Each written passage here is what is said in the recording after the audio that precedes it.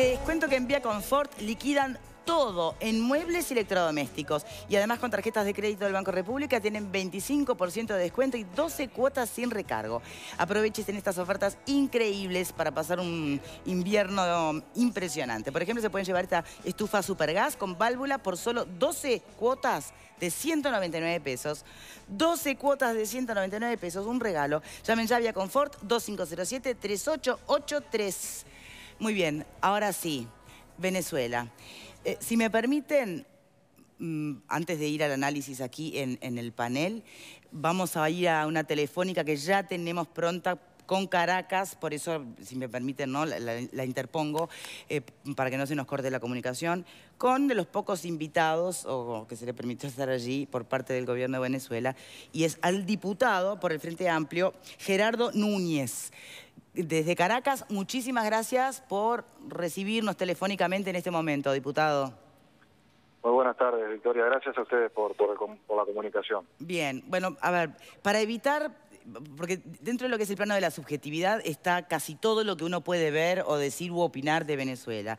Ahora vamos a lo poco que hay en el plano de la objetividad, ¿no? ¿Se violó la Constitución efectivamente en la forma en que se convoca esta Asamblea Constituyente?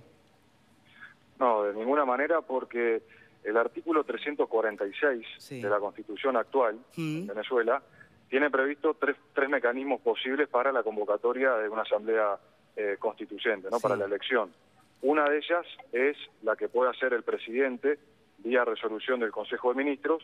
La segunda es vía Asamblea Nacional, es decir, por vía parlamentaria. O la tercera opción es a través de recolección de firmas del padrón electoral de los ciudadanos venezolanos.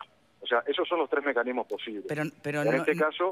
Bien, pero no es que tiene que haber igualmente, que tiene que ser refrendada aun cuando sea instancias del presidente, como lo hizo Chávez en su momento. Referéndum primero para consultar, conformación de asamblea y después una vez más para consultar.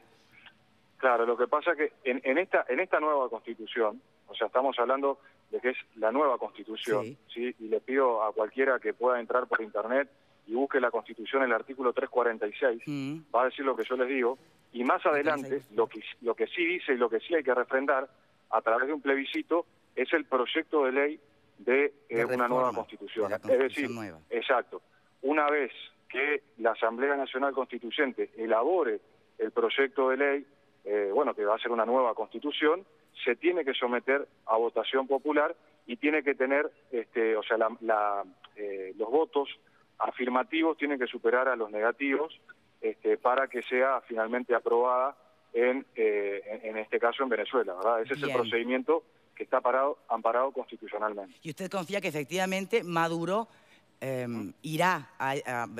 pondrá a opinión pública, digamos, el proyecto de ley de reforma de la Constitución, eventual? Sin duda, porque en realidad, o sea, miren, Venezuela lleva 21 procesos electorales en 18 o 19 años, es uno de los procesos de los países que más ha utilizado el mecanismo de consulta popular para dirimir las distintas situaciones y dificultades que pueda atravesar un país determinado. Entonces creo que en realidad esto va a ser así porque entiendo que se está respetando la Constitución y no habría ningún elemento que hiciera cambiar de posición, porque bueno, ahí estaríamos frente a otro tipo de situaciones. Pero justamente apelando a la tradición electoral de Venezuela, esta es la primera vez que no se admiten observadores y que cualquier medio de prensa opositor no podía acercarse más de 500 metros. ¿No hay ahí algo que llame la atención? Mirá, hubo una conformación de observadores internacionales de 43 países. Algunos de ellos sí tenemos, digamos, una clara militancia política, ¿no? Pero la inmensa mayoría son provenientes de distintas organizaciones sociales del mundo.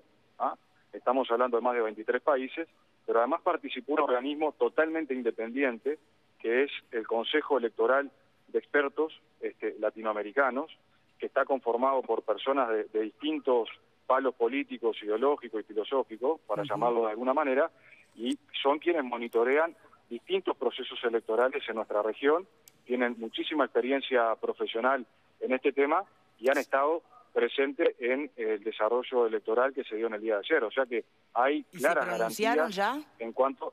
Sí, claro, hubo un comunicado público que firmamos los distintos observadores, que bueno, estará recorriendo, me imagino, el mundo y algunos medios de comunicación, pero además es importante saber que el proceso electoral en Venezuela, la forma en que se canaliza la información es inviolable, no se puede vulnerar, no se puede, cambiar un resultado de votación, porque todo está digitalizado, o sea, no se permitía, como yo he escuchado en algunos lados, la doble votación, y eso no es así porque es automático. Cada vez que se ingresa con la huella digital, automáticamente y se hace el voto, ya no puede hacerlo en ninguna parte del país, ni en el circuito de al lado, ni nada que se le parezca. ¿Y qué además, consideración le merece el hecho de que efectivamente se haya organizado de la manera en que se organizó, donde no corre aquello de un ciudadano, un voto, de que hubo circuitos que no estuvieron, donde había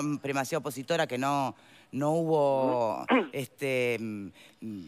centro de votación en esos lugares, y ni que hablar que no haya nadie de la oposición entre los elegibles para esta Asamblea Constituyente? Mirá, lo primero en torno a los circuitos, sí. Hubo 14.000 mesas en todo el territorio venezolano. Lamentablemente los circuitos que se tuvieron que trasladar fue porque se realizaron acciones de violencia. Bueno, el día sábado en Mérida concretamente se incendiaron algunas mesas, se atacaron unas 10 mesas en total el día sábado de 14.000, como te decía. O sea que si hubo cambios fue para garantizar el derecho al voto de los venezolanos. Por eso se hizo acá en Caracas una gran concentración donde votaron miles y miles de personas, porque había lugares y zonas que estaban trancadas por guarimbas, sí. Que imposibilitaban el paso, y para eso se garantizó este tipo de mesas donde, como te digo, votaron cientos de miles de personas en esas circunstancias. Entonces creo que esto tiene que permitirnos valorar, yo entiendo, un proceso transparente. Y en cuanto a los candidatos, exacto. Los candidatos a la Asamblea Nacional Constituyente no son partidarios, son candidatos que obviamente cada uno tendrá su perfil, sus convicciones políticas, pero es por sectores de la sociedad, campesinos, sector indígena que mañana hace la votación, trabajadores, empresarios, estudiantes, jubilados, en fin, de distintas colectividades, pero igual nos informaba el Consejo Nacional Electoral. Pero de una misma ideología política. No necesariamente. Desde el Consejo Nacional Electoral nos decían que si bien no había los referentes principales de la oposición como candidatos, porque así lo definieron ellos. Pero esa así lo definió quién. Se tenía la información de que sí había, participantes de la oposición. Es más, de hecho, cuando se convocó la Asamblea Constituyente se dio una prórroga de 15 días más para que la oposición pudiera presentar, si así lo consideraba, sus nombres y que pudieran participar de manera adecuada. Quienes no participaron fue porque no lo quisieron, pero aún así hay sectores de la oposición que están representados por estos sectores que te decía sociales. ¿Y cómo saben a qué sector político, cómo saben que son de oposición? ¿Cómo saben? ¿Cómo? Claro. ¿Perdón? ¿Cómo se sabe que esta segmentación por actividad, ¿no? En realidad tiene que ver o es vinculante con ideologías políticas? Claro, porque lo hicieron público, y si uno ve la cantidad de votos que existieron, 8 millones, en la elección que se eligió a Maduro fueron poco más de 700 millones, y yo creo que el mensaje que se dio ayer no puede analizarse en términos de chavistas o no chavistas. Yo no creo que ayer hayan ido a votar solamente los partidarios del PSUV o de Maduro en este caso. Creo que el pueblo venezolano que optó por un camino de paz, por un camino de democracia, por un camino de entendimiento, ayer se hizo expresar más allá de los posicionamientos políticos partidarios que tengan, y eso es lo importante. A mí me pasó, y esto no lo estoy inventando ni nadie me lo contó, ayer en uno de los circuitos se me acercó, como tenía mi identificación de observador internacional, una persona y me dice, bueno, mira, yo vine a votar por esto, por esto, por esto. No estoy a favor de Maduro, me parece que hay cosas que hay que corregir, pero entiendo que este es el camino que se debe transitar, para solucionar las problemáticas. O sea, esto es parte. Pero ¿y la persona que le hizo ese comentario sabría que en realidad, una vez aprobada esta Asamblea Constituyente y la reforma que planteará eventualmente de la Constitución va a asegurar a Maduro en el poder? ¿O capaz que no hizo Pero ¿cómo se afirma eso? Bueno, ¿Cómo se sabe eso si no está el texto redactado todavía ni puesto a consideración? ¿Y a usted qué le parece? Yo realmente no creo que sea así. ¿Y por qué no fue entonces cuando se podía hacer el revocatorio? ¿Se acuerda? Que no se hizo. Que eso podía ser una expresión popular de si permanecía o no Maduro. No, está bien. O sea, si se hubiesen recolectado las firmas de la manera que se tendrían que haber recolectado, hubiera existido un referéndum revocatorio.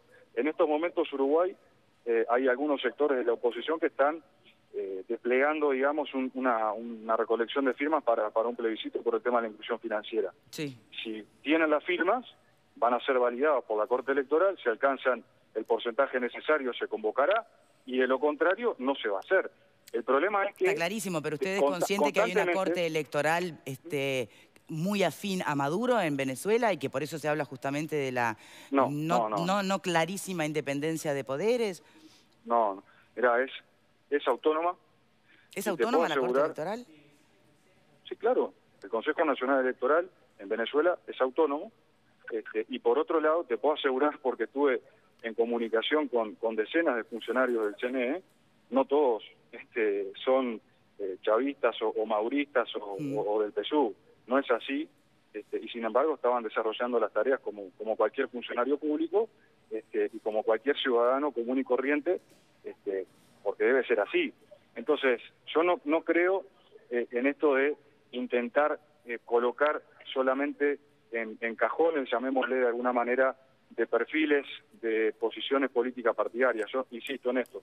En el día de ayer, lo que se pudo apreciar acá en Venezuela es que la inmensa mayoría del pueblo venezolano se expresó en paz, porque aún así los que no fueron a votar, los que decidieron no ir a votar, la inmensa mayoría optó por un camino de paz, por expresar de repente su posición contraria, por no participar de esta ocasión, no yendo a votar, pero no sumándose a el elenco de ataques violentos, de ataques terroristas que, bueno, sucedieron en estas últimas horas en algunos lugares. Bien. ¿Y cómo responde entonces o cómo considera o evalúa usted tanto discurso en contra o condenando o cuando menos cuestionando la institucionalidad y la democracia y esta última asamblea o elección en Venezuela por parte de tantos gobiernos, hasta de la Unión Europea y de nuestro propio Uruguay, que algunos criticarán que es más tibio, menos tibio, pero que en definitiva no saludó y felicitó al presidente Maduro por la jornada electoral de ayer? Mirá, lo primero que tengo para decir sobre eso es que los países que han condenado, que no quieren reconocer el resultado electoral, realmente carecen de una legitimidad total para hacer este tipo de valoraciones. Primero porque se está metiendo en un asunto total... No, el nuestro es distinta la situación. Yo he leído muy por encima el comunicado. Prefiero referirme a la situación, por ejemplo, de México o de Brasil. O sea, hoy Peña Nieto tiene el récord de asesinatos en México, desapariciones de dirigentes sociales, de dirigentes estudiantiles, de campesinos.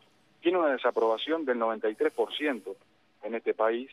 O sea que lo que diga el gobierno de México realmente es muy poco creíble en estos temas. Lo mismo lo que puede llegar a decir Temer en Brasil.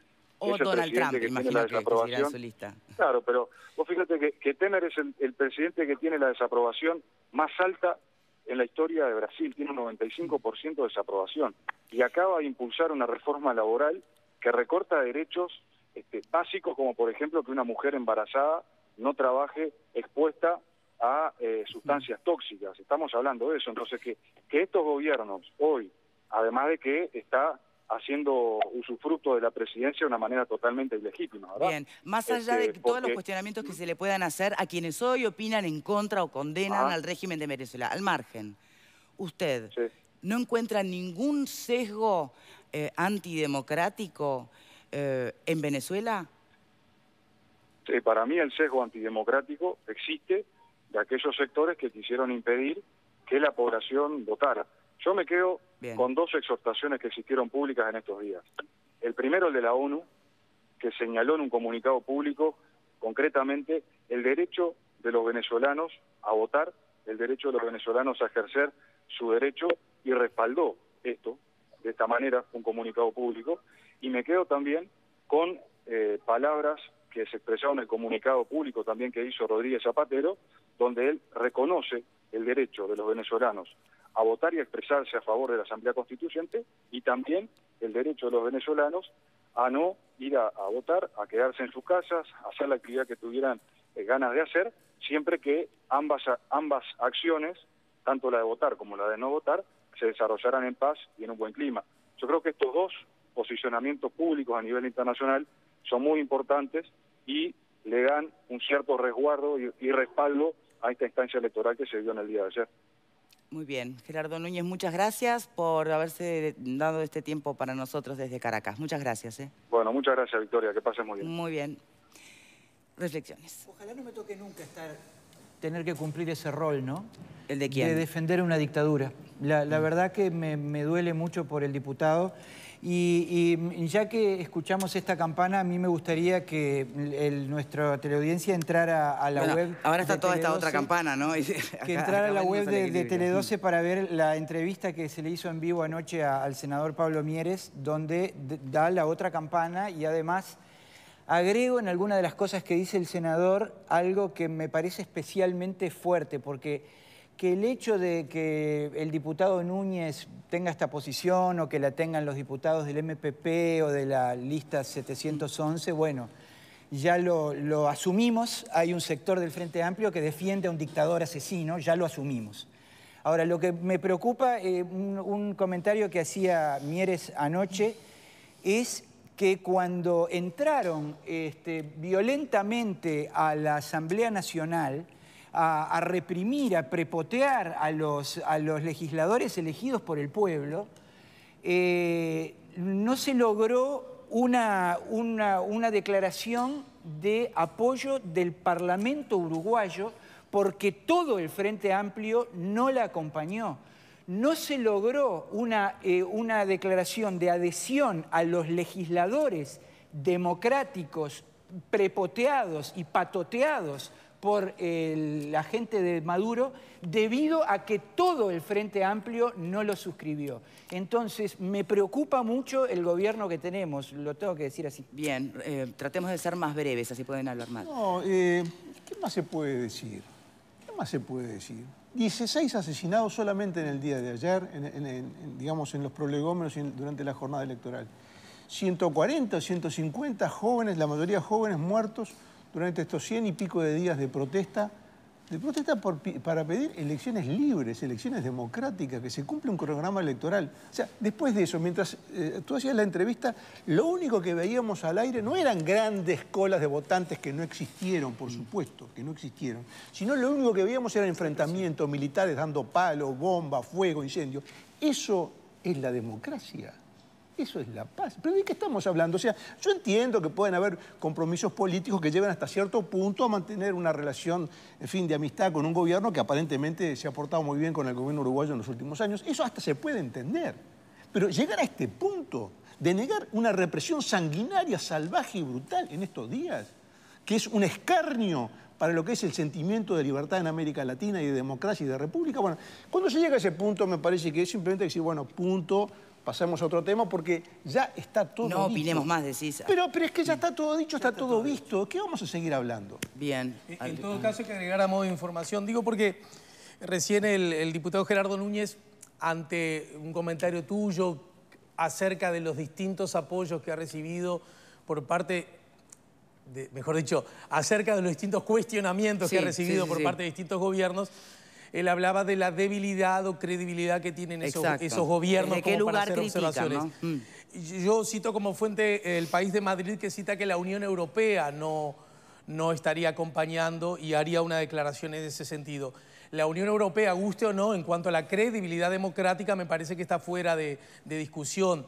Y en todo caso, a mí en general no me gusta el argumento, vos decís eso y ¿por qué no decís aquello? Claro, yo digo, bueno, hablemos de esto y a lo mejor aquello merece, como a mí no me comprende las generales de la ley, seré tan duro con México cuando tengo que hacerlo, lo he sido con Brasil muchas veces y a veces he sentido que me he quedado solo, en este caso en Venezuela. Hay un anuncio nuevo que es igualmente inquietante que ha hecho Maduro y que a mí, además como hombre de la democracia y en particular con particular apego al Poder Legislativo, digo que es asombroso ya e inadmisible de toda perspectiva manejar la posibilidad de discutir la inmunidad de los parlamentarios. Eso ya estaríamos frente... ¿Usted sabe lo que va a pasar el miércoles cuando pretendan entrar los 500 electos que no van a entrar además por el espacio que hay disponible y estén ya los parlamentarios que están en la Asamblea Nacional desconsiderada, ¿no? por el gobierno de Maduro?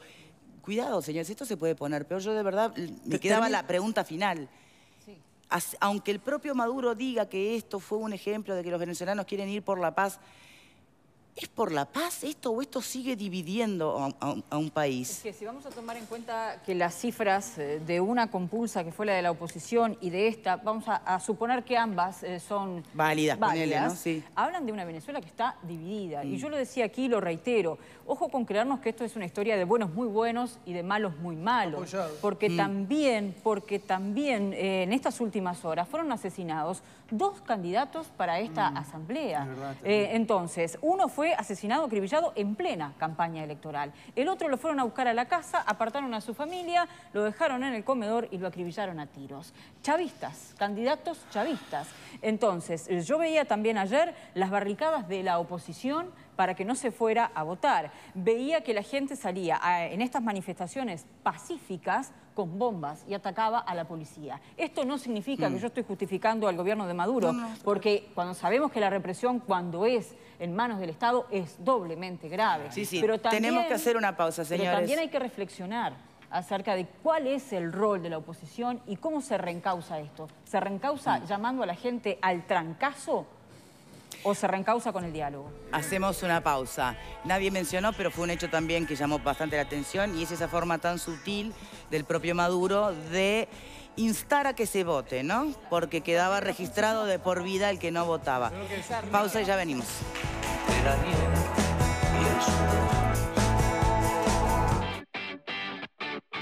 De lunes a viernes, viví las noches más emocionantes y entretenidas en la tele. Las Estrellas.